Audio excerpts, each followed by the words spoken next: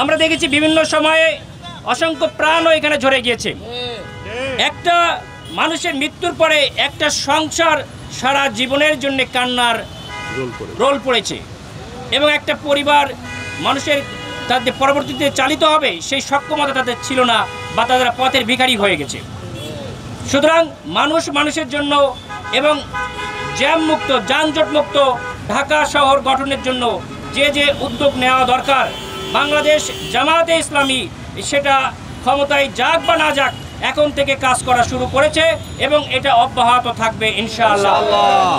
আমরা আপনাদের সকলের সহযোগিতায় মানুষের জীবন সবার আগে বড়, মানুষের জীবন রক্ষার দায়িত্ব আমরা সবাই নেব আল্লাহর উপর ভরসা করে। আমরা অতি দ্রুত এখানে যে ফুটওভার ব্রিজের যে কাজ হওয়ার কথা সেই কাজ চালু করার জন্য সিটি কর্পোরেশনের কাছে জোর দাবি জানাচ্ছি। অনতিবিলম্বে এই ফুটওভার ব্রিজের কাজ যদি শুরু না হয় তাহলে আমাদের ভাই অলরেডি বলেছেন যে আমরা সিটি কর্পোরেশনের কাছে যাব, প্রয়োজন হলে স্থানীয় সরকার মন্ত্রণালয়ে আমরা যাব এবং কিন্তু মানুষের যান রক্ষার জন্যে ট্রাফিক মুক্ত ঢাকা শহর গড়ার জন্যে আমরা এখন থেকে কাজ করে যাব এবং এটা না হওয়া পর্যন্ত আমাদের এই সংগ্রাম অব্যাহত থাকবে ইনশাআল্লাহ।